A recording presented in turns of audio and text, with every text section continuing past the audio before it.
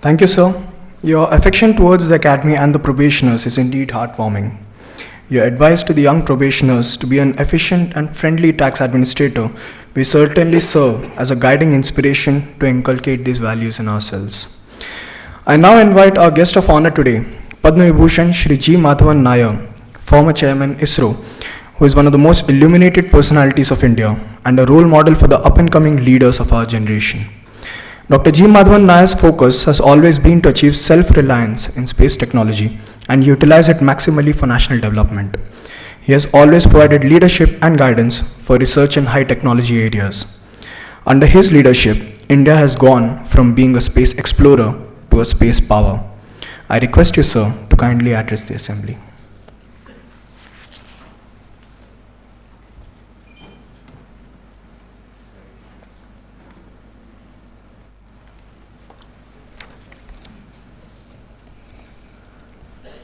Respected Shri Vinod Rai,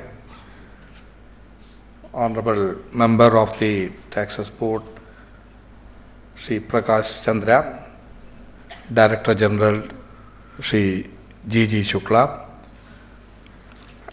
Shri N. Shankaran, Shri R. Ravindran, Shri Jayashankar, Shri Mahesh, distinguished members of the faculty, and my dear budding officers, good afternoon to all of you.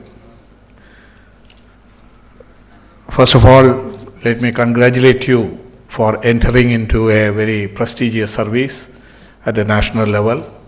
I know that you have gone through a very arduous selection process and come out as a cream and taking up a challenging job at this juncture. Of course, all of us know the responsibilities of administering the public funds in many ways and the type of integrity what we have to maintain on that. I'm sure you will emerge as successful officers from this campus. The vast experience of your predecessors, plus many of the expertise knowledge which will be available through the guest lectures, will enable you to face the challenges of your new career. And the country needs people like you to take it to a developed country and to be able to face the challenges globally. I wish you all a very grand success in your career on this occasion. Well, I think perhaps I'm really an odd man in this crowd because all are professionals from the services and the IAS or IRS and so on. Well, my work has always concentrated with scientific development. Of course, we had a few members from both IAS, IRS and other civil services with the Space Department right from the beginning. Of course, all of you must have heard of name of Mr. T. N. Sheshan. He was one of the officers who joined us in the early phase and set right the procedures within ISRO those days. Of course, we started as something like an autonomous body and then later evolved into a government department. The transition also was managed by him. Then later, a person like Mr. Rangachari, who was also the member of the Board of Taxes, he was there with us.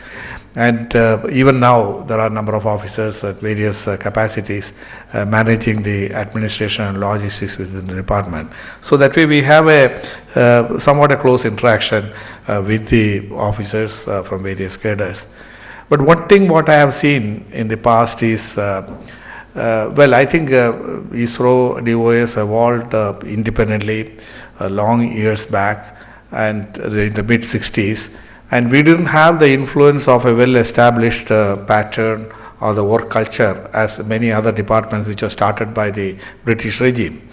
So that had the flexibility to implement the ways and means of going about the work. And this enabled to evolve a new culture. We have seen that most of the time it is a participative type of management which has really helped us to progress. In fact, we have scientists and technologists, they carry out by and large the technical work, and there are certain rules, procedures, etc. has to be followed also. But always the administrative team who has come from various services, they have integrated into the mainstream of ISRO team. and they have become a team player.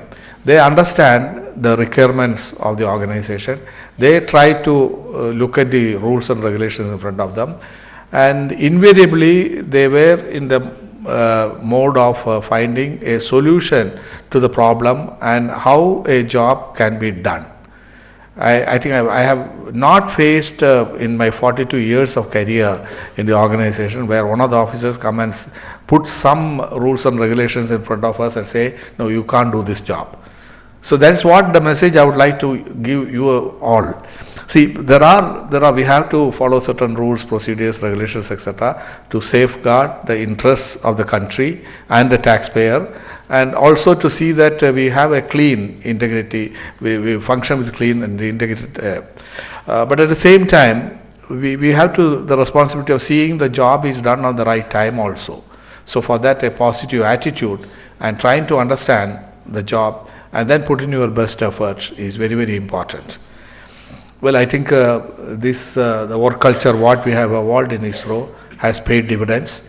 Though we were a very late starter in the space arena, in the last 4 decades, we have emerged as a space power. Initially, we started making rockets, which is hardly the size of the Diwali rockets what you see today. That is how we started the fundamentals of rocket technology. But since then, we have come a long way. Today, we have 2 powerful launchers. One is called a PSLV, other is called a GSLV. These 2 rocket systems, they are capable of carrying tons of payload into low Earth orbit and into the geostationary orbit, and they have become the workhorse for the country. It involved starting from materials, whether it is chemistry or metallurgy or propulsion. Then there are technologies associated with aerodynamic structures, control, sophisticated sensors like gyroscopes, computers, software. All these technologies, yes, I think the basic outline is given in the textbook. But beyond that, we didn't have an opportunity to have a cooperation or inputs from any of the developed countries. In fact, most of the countries guarded this rocket technology as dual-use technology. With that, the regime of denials came. There were embargoes.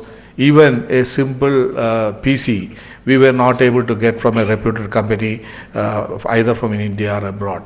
There were times we had to send some people to either to Singapore or to Dubai and pick from the shelves of those supermarkets such computers and bring to the country. But we didn't stop there. Using such computers, we made a machine which is as good as a supercomputer in our system, which can solve complex problems of aerodynamic flow and heat transfer and so on. So that has really made us really proud that we could crack any of these mysteries and challenges with our own efforts. The type of technology what you develop, the solid booster what we are having in our country, the rocket motor what we are having, it is the 3rd largest in the world today. Similarly, the liquid propulsion system what we are using in both PSLV and GSLV, they are world class.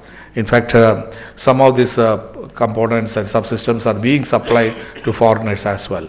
Then comes about the instrumentation and other things. The accuracy with which we can take a spacecraft to the orbit has increased considerably.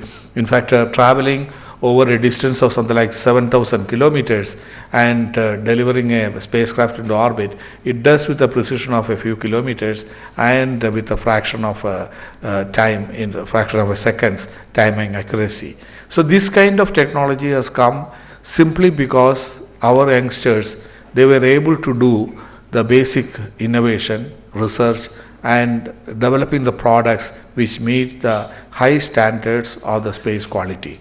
This has been completely homegrown technology. I am proud to say that it has proven that Indian brains are second to none and they can develop products and services which is as good as what is available globally.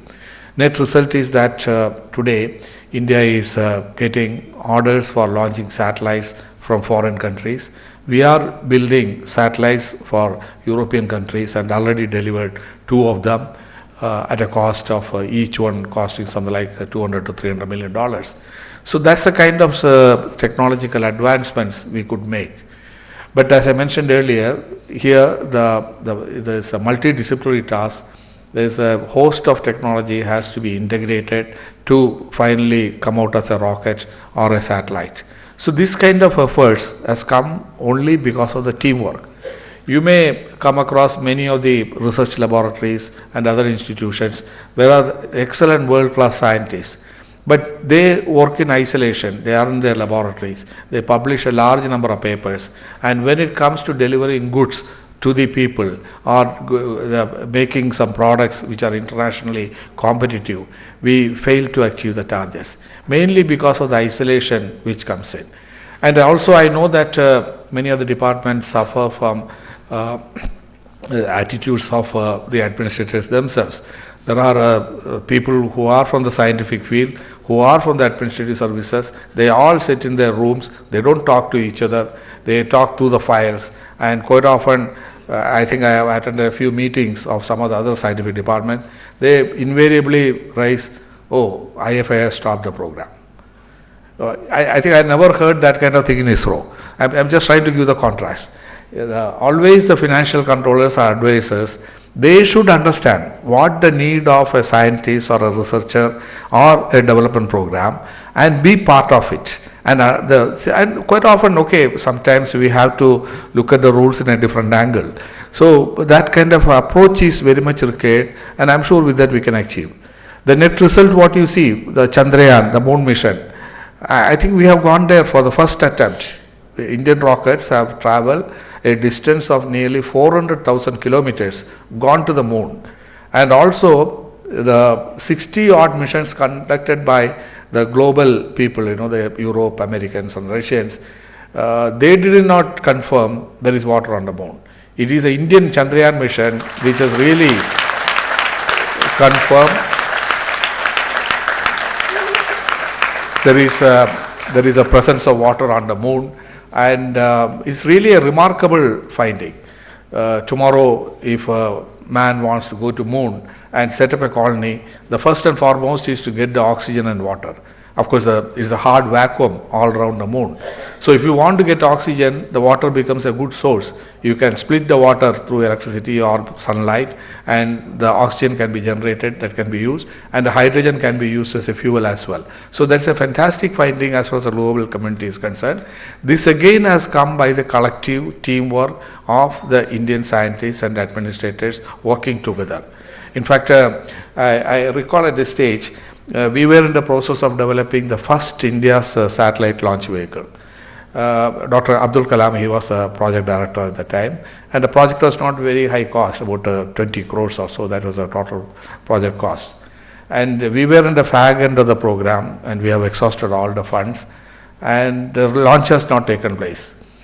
Then comes a big volume of audit paras, questioning each and everything, starting from why did you buy Godrej furniture, not something else, and then another side you say you have bought some inertial unit from Europe, where has it gone? We don't see in your stores record. It was flown in the rocket and has fallen to the sea. But such questions should all accumulated. Then I think Dr. Kalam went with this old book to then CAG, I don't recall the name of the person, but he met him and explained to him, we are working on a very difficult field where the technologies are not available. We have very many unknowns, but I can assure you we have not done any mistake. Then he in turn has told him, you make a successful launch, I will bury this document. And he did that. So perhaps,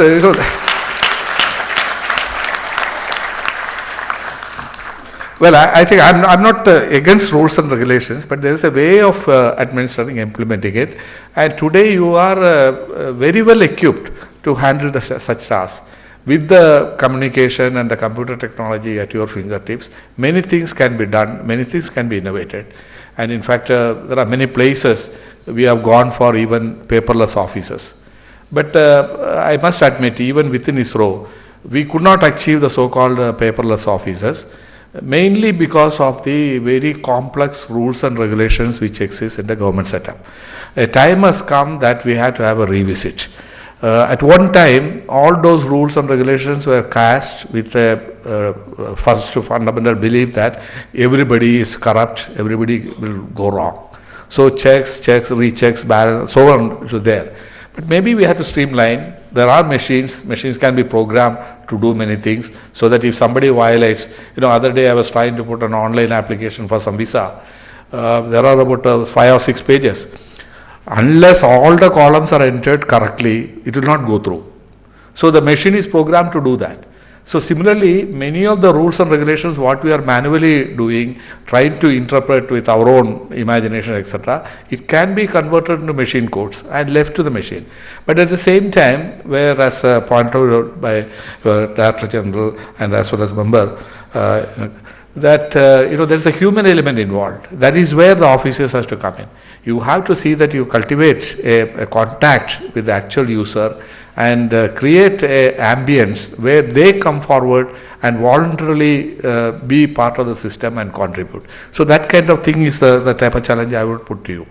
Of course, each one of you have your own professional ambition, your own career development and so on. But one thing, you should have a goal. You should have a dream for yourself, and that dream should be part of the grand vision for the country. Then we can work in unison to take the country forward. Yes, ultimately it's the interest of the people and interest of the country what you should keep in mind. And I am confident the Indian youth is well equipped for that, intellectually, their educational background wise, or the type of how to use the modern tools and so on. So with this kind of thing, I am sure you will emerge as a very competent and able professionals which will succeed not only in the country, globally. Wish you all well. Thank you.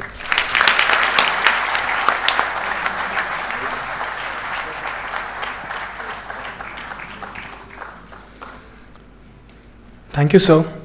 Your emphasis on participative management, positive attitude, and putting our best efforts to get the job done and balancing it with established rules and procedures is truly inspiring. India has truly made a spectacular progress in space technology, and I think we ought to take a leaf out of your book on how to bring about development to the country through our efforts.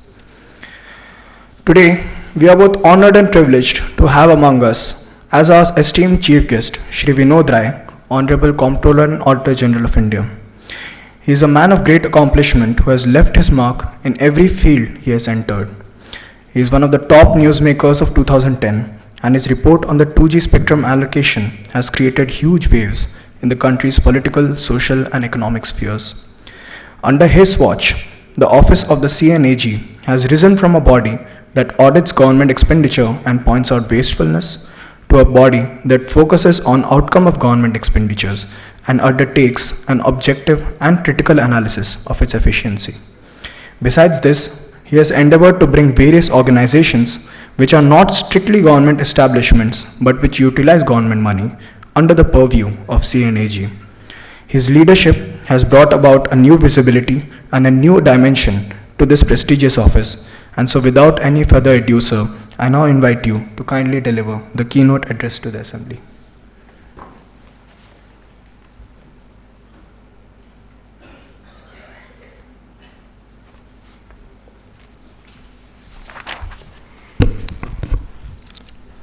Padma Vibhushan, Dr. G. Madhavan Nair, former Chairman ISRO, Shri Prakash Chandra, Member, Central Board of Direct Taxes, Mr. G. G. Shukla, Director General, National Academy of Direct Taxes, Additional Director Generals, Shri N. Shankaran and Shri N. Ravichandran, senior faculty members on the stage, senior officers of the state and central governments, officers of the 63rd and the 64th batch, ladies and gentlemen. I consider it a privilege to be amongst you today. I am grateful to Mr. G. G. Shukla for inviting me to this lovely academy and for giving me an opportunity to share some of my thoughts with you all. And I am very grateful to Mr. Ravichandran for his pursuing me to come to this place. Otherwise, I would not have got this opportunity to be amongst all of you today. It is certainly a momentous day for each one of you who stands on the portal of a new career with the government today. I must congratulate each one of you who have distinguished yourself in your academic career and have now taken this very difficult examination and opted for a career with the government. I'm aware that there were numerous opportunities available to you in the private sector. All of us are also aware that the package of compensation would have been far superior that you would be getting from government.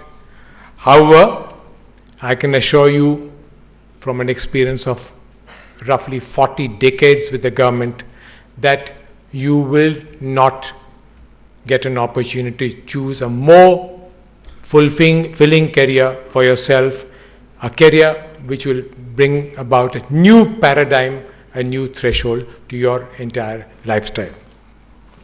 You come from very diverse backgrounds, as Mr. Jayashankar explained, cultural, regional, and other backgrounds. Though I have a bone to pick with him, on reading everybody else's background, Jayashankar says, for poor economists like me, that even in esoteric areas like international economics, poor economists, we will never forgive you for this esoteric areas. I wonder why you didn't call Dr. Badhwa Nair's area to be esoteric, because everybody says it's not difficult, it's not rocket science. Everybody thinks rocket science is the most difficult thing, isn't it? Anyway, I am also conscious as I begin to speak to you that I speak to a very elite group of officers, elite in the sense of your academic capability and the excellence that you will be achieving in the career that you have opted for. This is a service with a legendary track record of professionalism. It has an absolutely unparalleled legacy behind it, and bureaucracy is very proud of this legacy. When you join this service, you have an onerous responsibility also